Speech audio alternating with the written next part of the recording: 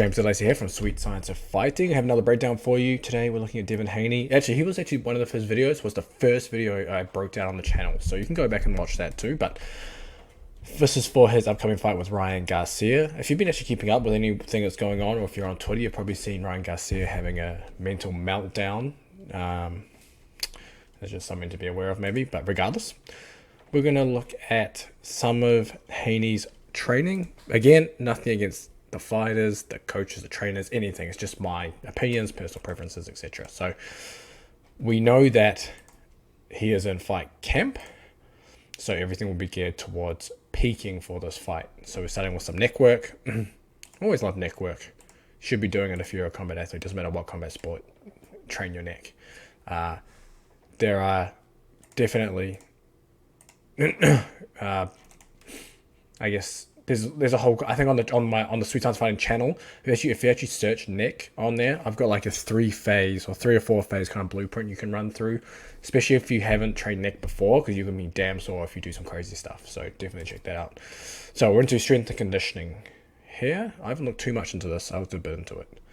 So this, I think this is giving a snapshot before going into the main thing. So let me just go forward a little bit. A lot of Kaiser equipment in this, which is nice to see. So what's interesting is the training in this video from when I skipped through is far different than the training I broke down from a previous camp. So I don't know what happened, but it is much more, I guess you could say, more sound in this one than it was previously. So we got dumbbell jumps, supersetted with drop jumps. So the big thing here is you want to see, like when you're doing stuff, he's calling it a depth jump, but it's actually a drop jump. So very briefly, I still would do a video on this, but essentially drop jump versus depth jump, they are actually two different things. So a drop jump is hitting the ground as quickly as possible, very minimal knee bend, and then jumping as high as you can from there with minimal ground contact. And then a depth jump is typically from higher heights, and you're hitting the ground with longer ground contact times and then jumping. So two different things for two different outcomes. But the biggest thing here is you want to see like maximal intent with these jumps. Like you kind of see how he's jumping here. It's not like he's trying to get as high as possible, right? And you can see with his training partners too after this. And if you're not trying to jump as high as possible when you're doing these, you're kind of defeating the purpose of the exercise. If you're just jumping to jump with the load, it makes no sense. You need to have maximal intent. Again, if we're talking about, you can say size principle in terms of recruitment, to recruit the highest threshold motor units, or essentially your fastest muscle fibers, there has to be a reason for them to be engaged. And one of those is being able to generate high forces or even produce forces very quickly. So it's just something to bear in mind. Then we have the drop jump. So again, apply metric action, improving that ability to go from that lengthening or eccentric into that concentric, improves the muscle tendon stiffness, and stiffness as in, again, being able to go from the eccentric to concentric. The thing is, you don't want so much of a compliant tendon, meaning that it almost like it deforms or it's lax when you hit the ground. You want to be able to hit the ground and go, and it's important, especially in striking arts like boxing. Then once it looks like into the heavy strength work, so far, exercise order, very good. I'm assuming that jumps was the first thing. There was some other stuff that they showed before, but I don't know what the order was. So far, very good. They're doing the jumps, and now they're into the heavy trap bar deadlift.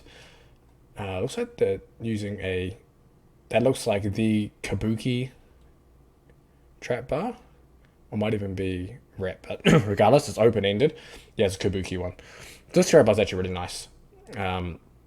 Open-ended, if you're going to get a trap bar, definitely pick the open end. It gives you far more versatility. You can do farmer's walks, walking lunges, etc. without hitting your shins on the front. But again, nothing wrong with trap bar deadlifts.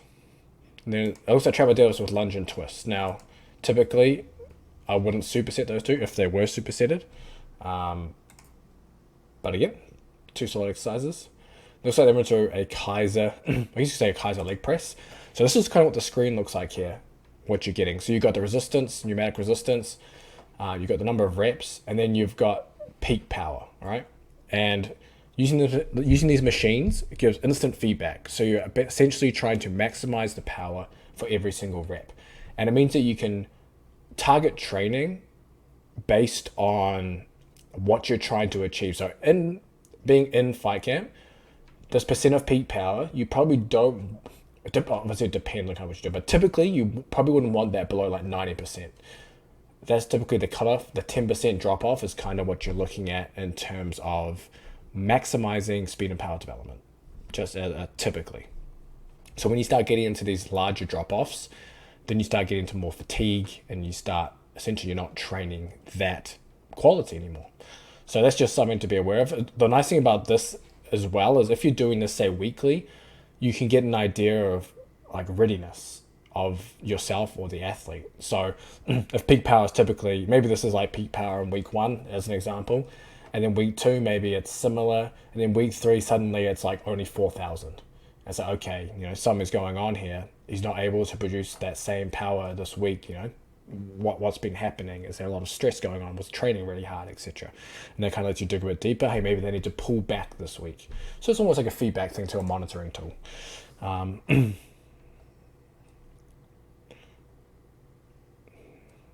So it looks like now we're into a banded step up with the dumbbells.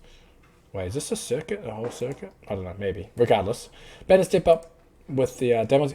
Funnily enough, I was not a fan of the step up for a long time. Now I'm actually quite a big fan. It's actually a really good exercise. With the bands, it's nice too. It's just another way of loading it. Easier way of loading it than trying to load up heavy dumbbells. I typically like the barbell on the back. You can load it really heavy doing that. Yeah, it's not really much to say to that, to be honest. It's a good single leg exercise. Then we got some cable chops or cable rotations.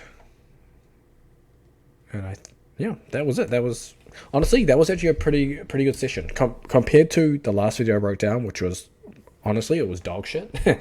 This is far better. It's actually not that bad, to be honest. So yeah, it was very interesting looking into what he's doing now versus what he did before. Make sure you go down in the description too. The MMA strength conditioning blueprint is there. It's free. It's in the description. It will be in the comments as well. Had a lot of people sign up for it and really enjoying it. So make sure you check that out too. But I'll see you in the next video.